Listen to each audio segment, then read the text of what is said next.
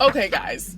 So, a little birdie told me from her email list that she got hit by an algorithm update. Matter of fact, she's not a little birdie. She scaled her blog to over hundreds of thousands of users every single month. And from that blog, she has generated $3 million companies just from her content marketing, okay? And what she's doing content-wise.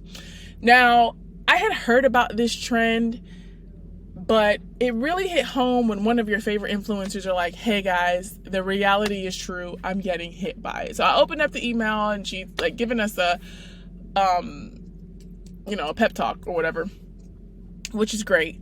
But the reality of this thing is 99% of blogs and companies are going to take a hit. Okay.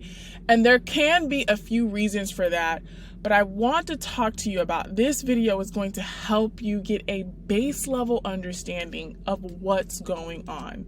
There is so much noise out there from SEO doesn't work anymore, or we can just use this tool. There is so much good marketing that it's actually bad for you.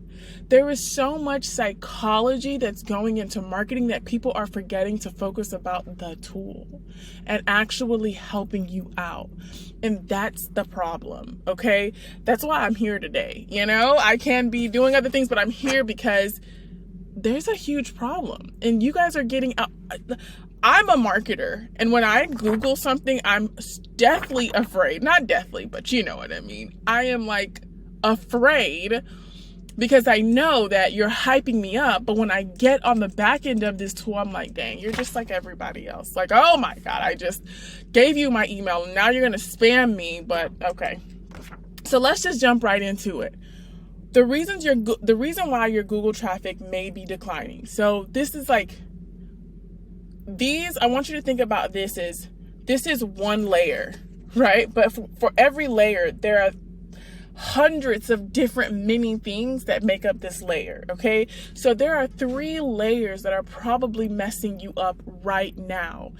And number one, I knew this was going to happen. I posted it on LinkedIn in February. I was like, wait a minute, why is no one talking about this? This is so important. And by the way, my experience comes from enterprise companies. So SEOs prepare at least a year and a half in advance before something comes up to being updated. So whenever an algorithm comes, we're like, okay, we prepared for it. Did we get hit? And I'm talking about hundreds of thousands of dollars will go to, when I was working enterprise at Credit Karma and other companies, hundreds of thousands of dollars would go into making sure that we were prepared for the big update. Okay. So when I see little bloggers or people saying that, oh, you don't have to worry about this, you don't have to worry about that, all you have to do is have good content, I'm like, that's some baloney. I hope you don't believe that. But let's just jump right in. The number one thing and that no one's talking about is your technical SEO. The reason why this is so important, and I have my little notes here, but the reason why this is so important is because of the March 2024 update, okay? So there's this thing Google grades every single website, okay? It's called Core Web Vitals. Some people are experienced, some people are not experienced, but one of the things that I want you to realize is this is hyper technical. You're going to have to put your mind into a developer or a coder, okay? But I'm going to keep it as simple as possible just for this conversation. Number one, when Google grades your website, right?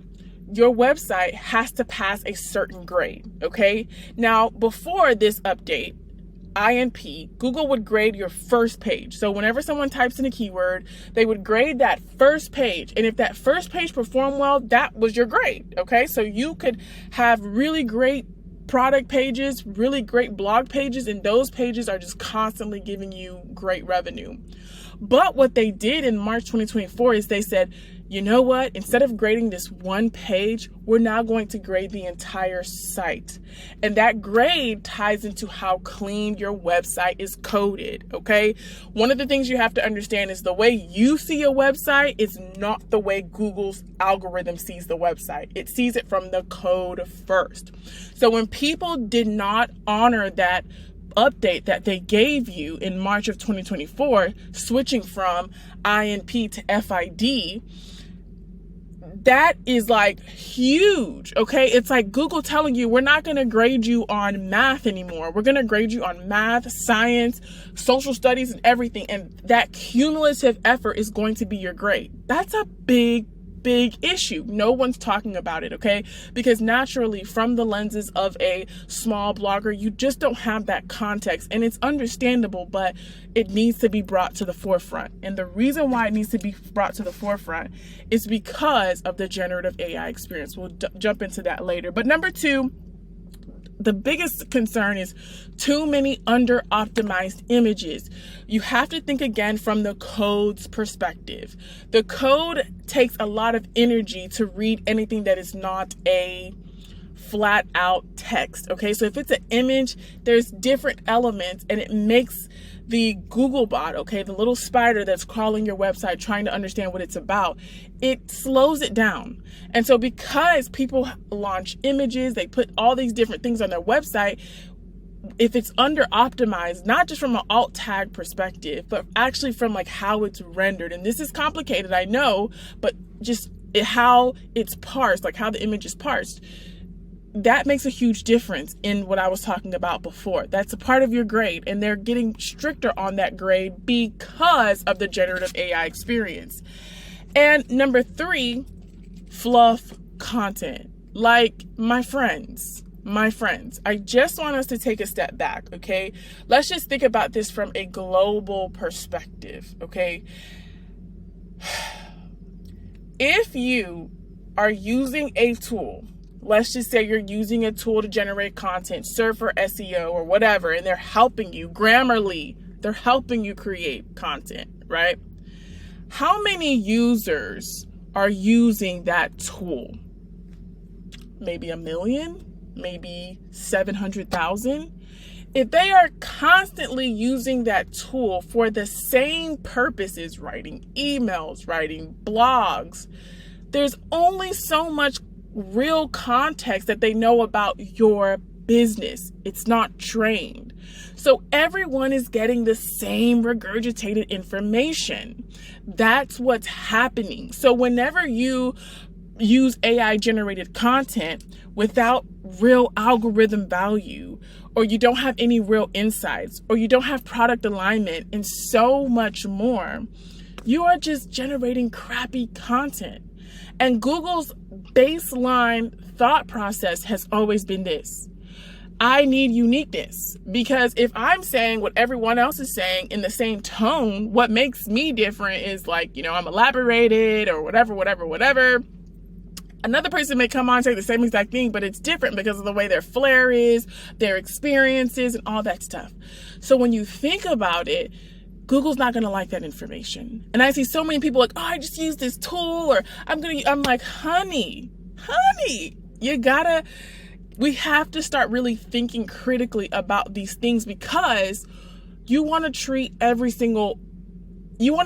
another person's business as if it's your own business, or what you're writing about, whether it be in marketing, you want to treat it like it's your own business. So you want to understand how you're communicating to that other person, whether it be through Google, whether it be through Google Meet. Like, just put yourself in the business owner's shoes. Is this content that you would like to put out? Like, would you be putting this out for your business? When you use that lens, you're going to appreciate content more, and you're going to do more to make it stand out and to be better, because you know that you're serving the customer, which is ultimately serving the business, which is what writers, marketers are hired to do. So I know this was a lot of information. We are actually launching a technical SEO grader that's coming soon. My whole website is being revamped, but you want to get on my email list. So what you want to do is just click on the, type on something on click on or type email, okay, email list on the comments, and I will add you to our email list. So whenever this grader comes out, you don't have to go like diving through all of the Google core updates. We'll do that for you because we do that every single day, and we'll keep you updated with this grader. Now, if this grader comes back to you and it's poor, it's not going to be like whatever. It's going to be detailed because that's just the way that I work. Those are the things that are necessary to address. Okay, this is not filler stuff to make you buy something from me. It really needs to be addressed because more and more people are going to get hit because of the generative AI experience. If you don't know about the generative AI experience, please, there's a video I'm going to tag below. Just go ahead and watch it. You'll understand like the basics of like generative AI and how it's used. But long story short, this is the beginning of a trend. And I think it's super important for us to realize that at the end of the day, you have to partner with Google in order for your content to be visible. You need to partner with YouTube because YouTube is a product of Google. You need to understand the fundamentals of an algorithm in order for you to really thrive in this next season of marketing. All right, guys, that's all for now. Bye.